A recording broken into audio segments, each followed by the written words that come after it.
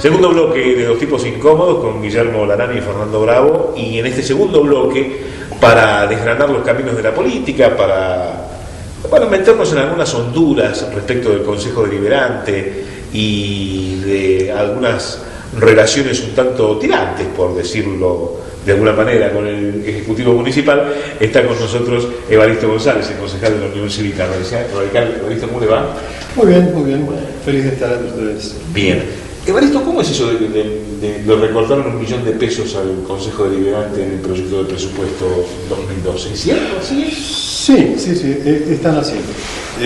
Cuando se mandó el presupuesto tentativo de parte del Consejo Deliberante al Ejecutivo para que fuese analizado en el contexto del armado del presupuesto general, si mal no recuerdo la cifra, creo que era algo así como 6.100.000 pesos, más o menos redondeando. Y luego, cuando nos viene a nosotros el presupuesto general de parte del Ejecutivo, estamos hablando de un presupuesto para el Consejo Deliberante de 5 millones y monedas. Así que hay una diferencia más o menos de 1.100.000 pesos según los... ¿Y ese 1.100.000 está distribuido en distintas partidas o hace foco en alguna partida en particular? Específicamente, bueno, casualmente hoy nos visitó el secretario de Hacienda, tuvimos una plenaria para charlar por el tema justamente del presupuesto del Consejo Deliberante, y nos manifestó en esta ocasión que esto se debía a ciertos ravioles que están dentro del organigrama del Consejo Deliberante, específicamente 3 secretarías, que no habían sido tenidas en cuenta de parte del Ejecutivo por una cuestión muy sencilla. Hoy no están ocupadas esas secretarías, ¿sí? Pero por nuestro organigrama tienen que estar, y tenemos que tener la previsión de que se cubra en algún momento. Es decir, a ver si entiendo, en realidad el recorte fue un error, y es un error admitido o no hay marcha atrás. Ellos lo admitieron. Porque si es un error, significa que se puede corregir, ¿no?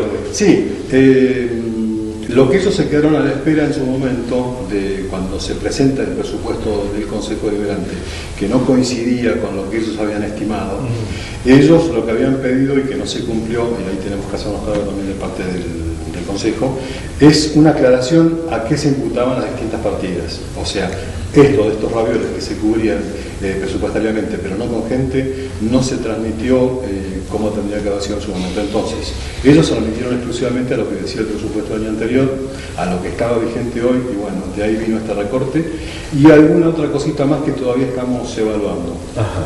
Bueno, ¿por qué insistimos en este punto? Porque estamos hablando de un recorte del 20%, no es una cifra menor respecto de la previsión del propio Consejo Deliberante. Aquí hay que hacer una aclaración que mucha gente sabe y otra gente no, y es bueno por allí profundizar estos temas, que se conozcan.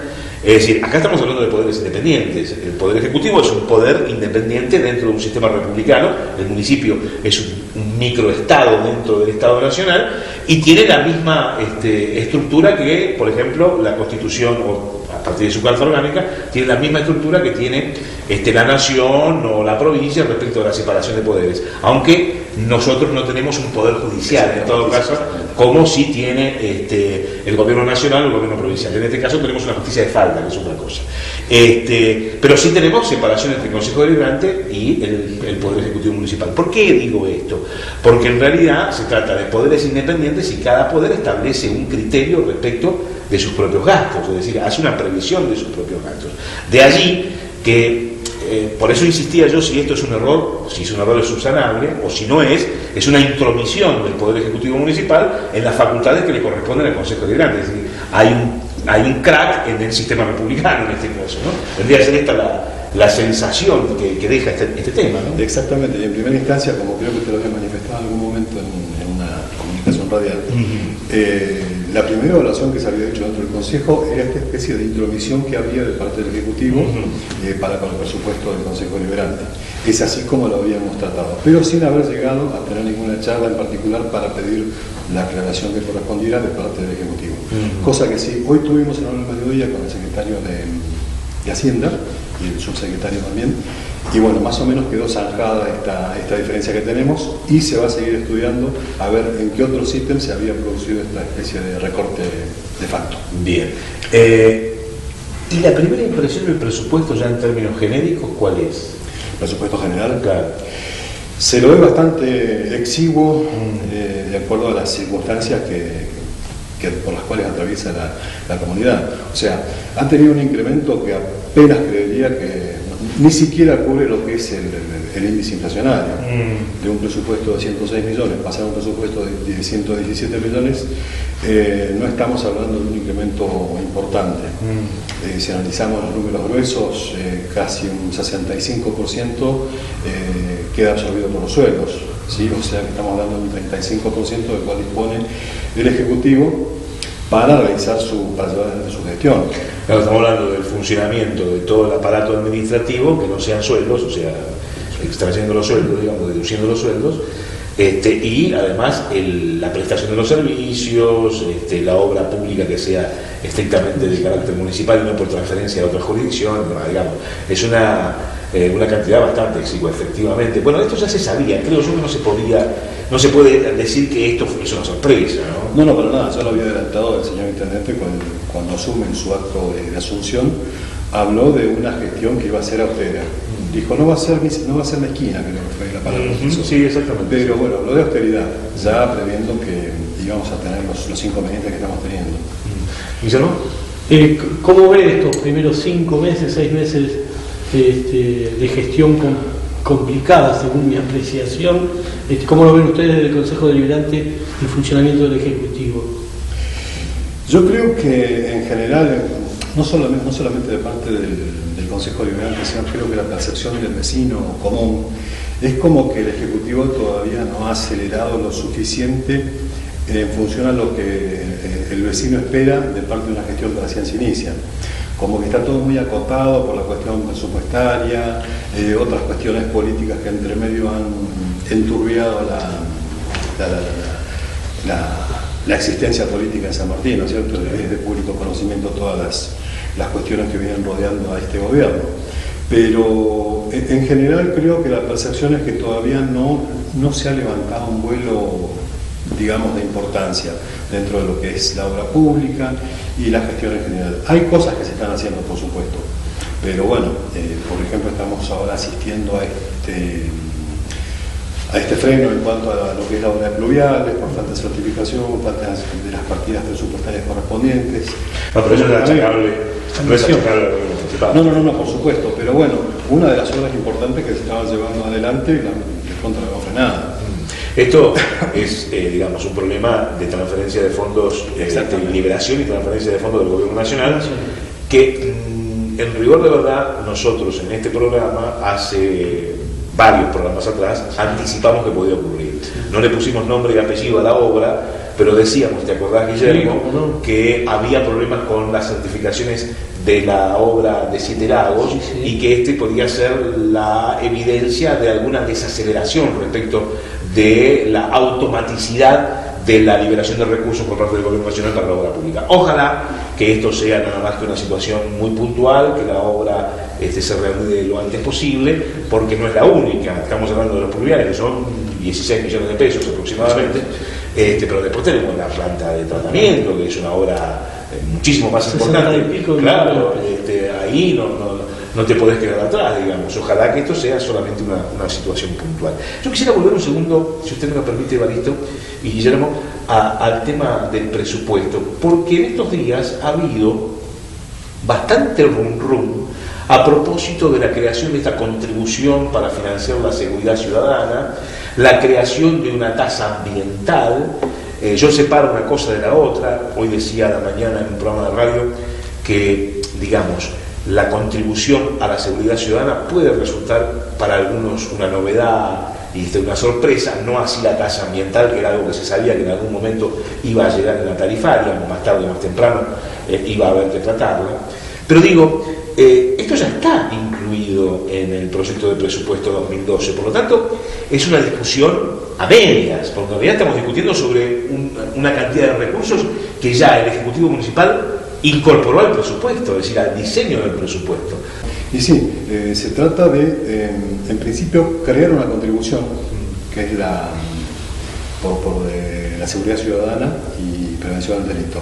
Se está creando una contribución, que sería, en cuanto a importe, similar a lo que es la contribución por bomberos. Sí. Tiene que ver con el factor de ocupación del suelo, tiene una serie de ítems. Pero sería prácticamente lo mismo que esta contribución. Y lo otro también es una contribución, no es una tasa, que se sumaría a lo que es el plan de saneamiento. Se debería incorporar a ese ítem en forma de contribución. En los dos casos estamos hablando, bueno, de un incremento de alrededor del 50% más o menos para estas dos contribuciones, ¿sí? La tasa por seguridad ciudadana. Perdón, lo siento tomado desde dónde usted dice. Lo que nos explicaba hoy Daniel Cifolotti era que el que está pagando hoy 10 pesos sería 18 pesos. 50% sobre la base, sobre lo que paga el contribuyente hoy. Más o correcto. Sí.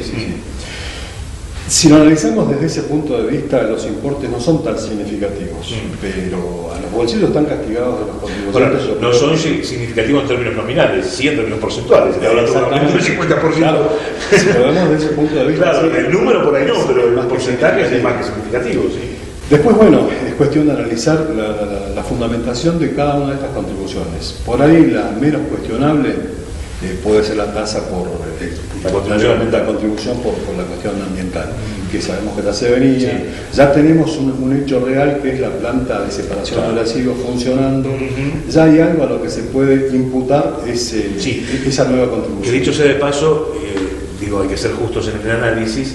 El Ejecutivo Municipal hizo un trabajo bastante interesante con esa plata para bajarle el costo. Era un costo muchísimo más alto en principio y le redujo el costo de operación de manera muy notoria, con lo cual obviamente esto contribuirá finalmente a que el presupuesto descanse un poco respecto del funcionamiento de esa planta, porque la primera previsión era impagable la operación. Por otro lado, la contribución por la seguridad ciudadana, tal cual como se está planteando, creo que hoy no sería el mejor momento para aplicarlo. ¿Por qué digo esto? En principio, se toma como referencia para la creación de esta nueva contribución la experiencia que hay en Villa Gesell. ¿Sí? Pero en Villa Gesell ya hay todo un sistema montado de seguridad similar a una especie de guardia ciudadana que atiende con premura cualquier cuestión atinente a la seguridad, cosa que acá no es absolutamente para nada. Primero que nada, creo que el cumplimiento de lo que es la ordenanza del Consejo de Prevención del Delito tendría que estar hecho ya desde hace mucho tiempo. La ordenanza data de 4 años de antigüedad, donde tendría que haberse hecho el diagnóstico de acuerdo al mapa del delito que tenemos en San Martín, y a partir de ahí marcar las pautas de un plan estratégico para la defensa de la seguridad y la prevención del delito, con pautas que se puedan medir a corto, mediano y largo plazo. Pero que está diciendo que el gobierno municipal no tiene plan. Hoy por hoy no hay absolutamente ningún plan. Cuando nosotros preguntábamos, hoy justamente, a ver, ¿cómo va a volver esta contribución al vecino? A ver, ¿qué respuesta? ¿Qué vamos a hacer con la plata que vamos a cobrar? Bueno, se hablaba de iluminación en algunos barrios que no tienen. En algún momento el secretario de Gobierno habló de algunas mejoras en cuanto a la comisaría 43, algunas viviendas para policías. Pero si vamos al fondo de la cuestión, ir viendo a ver qué pasa. Más o menos así sería la sensación. No hay nada monitoreable, yo te digo, ni a corto, ni a mediano, ni a largo plazo. Más allá de esto, convengamos en que seguridad, educación, salud son resortes de provincia. Exactamente. Yo sinceramente creo que el problema de la seguridad en San Martín de los Andes está dentro de un círculo, se ha manejado dentro de un círculo vicioso desde hace mucho tiempo. Yo he concurrido asiduamente durante años como anterior integrante de una junta vecinal, y ante las quejas de los vecinos, ante los requerimientos, la respuesta es siempre la misma. No hay policías, no hay medios, faltan vehículos. ¿Por qué no vienen los policías? Porque San Martín de los Andes es caro para alquilar, y estamos siempre sobre la misma cuestión. Con una contribución municipal, estos problemas de fondo, no los vamos a resolver. Más allá de que la presencia policial o uniformada en las calles, en los barrios, es una de las cuestiones atinentes a la seguridad. Hay otras cuestiones también, tanto más importantes, que debería estar encarando el municipio a nivel de desarrollo social, a nivel de deportes, tareas de contención, presencia en los barrios. Claro, no, dije un poco eso iba a decir, porque si hace tanto tiempo que las respuestas son las mismas, da la sensación que es mucho más compleja que el hecho de que pueda faltar o no pueda faltar un policía, que pueda faltar o no pueda faltar un patrullero. Me da la impresión de que, digamos, es una trama mucho más compleja que nunca ha sido abordada de manera integral, ¿no? El único plan de seguridad que en algún momento íbamos a tener, que era el de Tapalilla, no sé cómo se llama, Tapalilla, creo que quedó trunco porque no hubo plata para que este hombre pudiera hacer su trabajo, digamos, ¿no? Pero eso ya en la gestión anterior, no estamos hablando de esta gestión.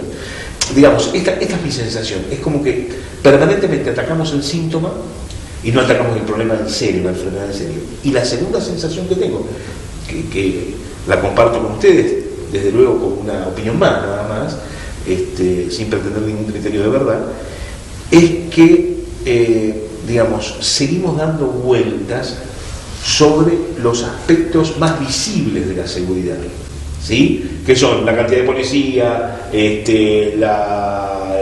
los móviles, digamos, esos son los aspectos más visibles y más cuantificables del problema de la seguridad, pero debajo hay una trama mucho más completa, mucho más rica, mucho más difícil de abordar, que me parece que debería ser abordada de manera interdisciplinaria, no solamente pensando solo en la policía. Bueno, todo eso yo tengo la sensación de que no lo discutimos, o que no se discute en el Consejo de Prevención del Delito. Esta es mi impresión. Sí, tenés razón, coincido completamente con vos. Y bueno, es fundamental, y lo dice muy claramente la ordenanza del Consejo de Prevención. Se tiene que hacer el diagnóstico. A partir del diagnóstico, empezar a trabajar en las causas. Los efectos ya están. Y no coincido con que sea una sensación. Es una realidad, como ha pasado en otros estamentos del gobierno, ¿no? Y yo sé que es una realidad porque casualmente hace 15 a 20 días atrás más o menos hubo una reunión del Consejo de Prevención del Delito en Cordones de Chapelco, que fue a requerimiento de la gente de este barrio. Y fue lamentable porque yo fui a escuchar exactamente lo mismo que había escuchado hacía 2 meses atrás en otra visita que le hicimos, gran parte del Consejo Deliberante en ese momento y parte del Ejecutivo y Policía y demás. No solo escuchamos los mismos inconvenientes que nos habían narrado 2 meses atrás, sino que agravados, porque hablan de enfrentamientos a tiros entre las banditas que están instaladas allí, entre la policía. Entonces, bueno, lo único que se logró, según lo que pude apreciar en ese momento, era la instalación de un pequeño destacamento policial ahí, que según los vecinos tenía sus serias restricciones en cuanto a la acción que pueden llevar a cabo, por la misma cuestión de siempre. Hay un solo policía metido en una garita que sabe perfectamente que al rato que salga él a atender alguna cuestión, lo más probable es que le prendan fuego a esa garita. Pero seguimos sin tener respuestas en cuanto a la cuestión social, a todo lo otro que tiene que ver con la situación y no sensación de esta inseguridad que viene creciendo a pasos, creo que peligrosamente agigantados. Quería preguntarle, porque además de todo esto, se está diciendo, se está discutiendo, se incorporó al debate la idea de achicar los sueldos de la planta política, esto es, de la planta política electiva, digamos, los concejales, el intendente, y aquellos que no son electivos, secretarios, subsecretarios, son puestos por, en este caso, el intendente. ¿Cuál es su opinión sobre eso? Mi opinión, si yo fuese un ciudadano común, tal cual en coincidencia con lo que dijo el intendente en algún momento, estaría feliz alabando un proyecto de estas características, ya que generalmente lo que más se critica de la clase política es que perciben unos sueldos importantes con relación al resto de los trabajadores, por ahí a cambio de una actividad no tan importante, ¿no? Pero no puedo abstraerme de la cuestión que yo he manifestado en algún momento, que es la potestad que tiene tanto el Ejecutivo como el Legislativo de llevar adelante las acciones que crea conveniente en lo que a ellos les atañe, ¿no es cierto? El Ejecutivo llega a acordar este incremento salarial para todas las áreas del municipio, tanto empleados, clase política, digamos, puestos políticos del Consejo Deliberante, después de una negociación paritaria en la cual interviene el Ejecutivo, los gremios, un acuerdo que llevó bastante tiempo poder llegar a plasmarlo. Entiendo yo, teniendo en cuenta la cuestión presupuestaria, porque si no estaríamos hablando de una falta previsión importante, de manera tal de que yo no creo oportuno en este momento entrometernos dentro de lo que fue la decisión del Ejecutivo en consenso con los empleados y con los gremios. Por ese lado. Porque el Consejo Deliberante no participó absolutamente para nada en la discusión salarial. Nosotros no llegamos a ser concejales con la previsión de que íbamos a tener un aumento importante de sueldo. Tampoco quiero caer en ser hipócrita en este sentido, y creo que a nadie, a ninguno de los actores que están involucrados en este momento, le resulte muy simpático que le toquen el bolsillo, ¿sí? Más allá de toda esta sí, de todas maneras la sensación que, hablando de sensaciones, sí, ¿no? Sí. Que muchos tienen, que no digo que sea correcta, digo es una sensación que está en la calle. Si me preguntas, ¿la puedo mensurar? No la puedo mensurar, pero si por ejemplo lees a los internautas que participan de los foros, por ejemplo en los distintos diarios digitales, que hay muchos en San Martín de los Andes, hay allí una tendencia bastante marcada, digo como para tomar un dato, de la sensación de que en realidad estas tasas no buscan financiar, o estas contribuciones, no buscan financiar aquello que es el objeto de la contribución, en este caso la seguridad y el medio ambiente, sino sostener el aparato político del municipio. Digamos, esto puede ser un análisis distorsionado, pero es un análisis que está en la calle, por lo tanto uno no puede desconocerlo. Sí, no hay ninguna duda, yo también he percibido esa sensación y creo que es muy verdadera, es real, porque, o casualidad, se suben los sueldos de toda la planta municipal y automáticamente aparecen estas nuevas tasas, nuevas contribuciones. El análisis del ciudadano común es ese. Sí. Aumentan esto para aumentarse los sueldos. Ese es el primer análisis que tiene razón, por supuesto. Yo creo, muy distinto hubiera sido el caso, por ejemplo, planteemos la situación hipotética. No se realiza este acuerdo salarial. El intendente, en función a la crisis económica que puede venirse para el municipio a futuro, que le plantea a los empleados municipales o a la clase política, a los dirigentes políticos, que se bajen los sueldos. Yo hubiera sido que estar de acuerdo. Como lo estuve alguna vez siendo empleado municipal, cuando Sergio Lloró, en plena época de crisis, planteó una baja en los sueldos de los empleados municipales de hasta un 20%, si no me recuerdo, y oímos muchísimos empleados que estuvimos de acuerdo.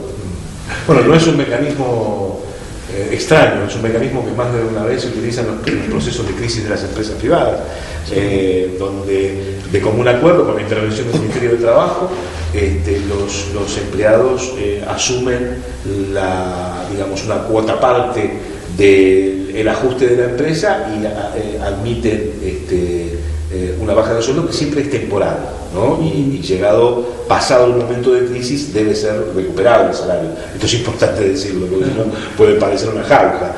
No pretendo extrapolar el ejemplo de la empresa privada al Estado, digamos, que es un emprendimiento público, pero, digamos, no es extraño, puede darse esa situación. De todas maneras, lo que no sé es, como dice Evaristo, no sé si es el momento y tampoco sé si es suficiente compensación. ¿Se entiende lo que quiero decir? Es decir, si se achican los gastos de la planta política, ¿se compensa la no presión fiscal sobre el contribuyente, o igual hay que sostener alguna presión fiscal mayor a la que tenemos ahora? Yo no lo sé, habría que hacer el número fino, pero no estoy tan seguro.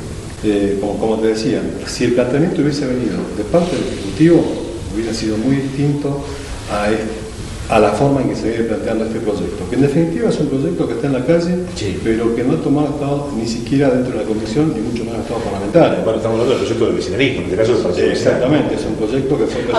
¿Tampoco tomó estado parlamentario? Yo pensé no, que ya estaba. Bueno, ni siquiera el primer proyecto. O sea, hubo un primer proyecto que era la baja de los secretarios, sí, que se trató en la Comisión de Hacienda, que decidimos tratar también en conjunto con el gobierno, y por la envergadura que tenía esto, por el peso político que podía llegar a significar, sí, decidimos tratarlo en forma extraoficial, si se quiere, dentro de una parlamentaria.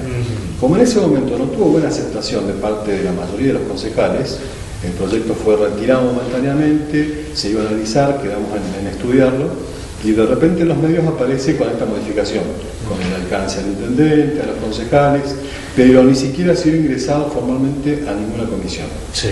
De todas maneras, hay una cuestión ahí muy compleja, que es una cuestión de bibliotecas, de abogados y de contadores, ¿no? Porque así como dije hace unos minutitos, que hay división de poderes en nuestra carta orgánica y en consecuencia hay poderes independientes, los convencionales, no los califico, pero lo han hecho, si no digo que está bien o está mal, simplemente digo que tomaron una decisión. Esas decisiones atar el sueldo de los concejales y del presidente del consejo al sueldo del intendente, con lo cual de alguna manera hay una cortapisa a la independencia de poderes, porque en definitiva digamos, el legislador no puede fijarse su propio sueldo si no toca el sueldo del intendente, digamos, o digamos, se entiende, están concatenados de alguna manera, por lo tanto hay una limitación a la división de poderes, pero al mismo tiempo ese concatenamiento implica que si vos tocás el sueldo del intendente, lo mejorás, inmediatamente mejorás el de la plantilla política del Consejo Deliberante. Es decir, hay una especie de cepo ahí que es muy difícil de desarmar, porque bueno, muy bien, vamos a suponer que mañana bajan los sueldos, pero alguien puede decir, no, sí, pero yo no lo acepto, y dice, la carta orgánica dice tal cosa, por lo tanto yo no acepto que me bajen el sueldo, y podría ocurrir que alguien individualmente, aunque sería un quemo político, pero más allá de eso podría ocurrir, y habría argumentos suficientes como para llevar esto a la justicia, ¿no? Es un tema complejo el de cómo, digamos, los procesos en los cuales los salarios de los poderes ejecutivos y legislativos quedan concatenados. A mí me gusta más la independencia, ¿no? Que cada uno determine su sueldo, pero bueno. Hoy escuché algunas declaraciones con el tema de los colegios secundarios, el tema de la droga, un tema que es preocupante, que lo hemos charlado montones de veces aquí en el programa. ¿Cuál es un poquito la visión suya? ¿Qué es lo que sabe? Porque hoy trascendió declaraciones suyas, pero queríamos escucharlo a usted en persona para que nos cuente qué pasó en esa reunión o qué pasó con este tema de la droga. Pero ¿te parece que nos conteste la pregunta después de esta pausa? Hacemos una muy breve pausa y Evaristo González, concejal de la Unión Cívica Radical, bueno, con la pregunta de un tema delicado, desde luego, que está hoy presente en San Martín de los Andes.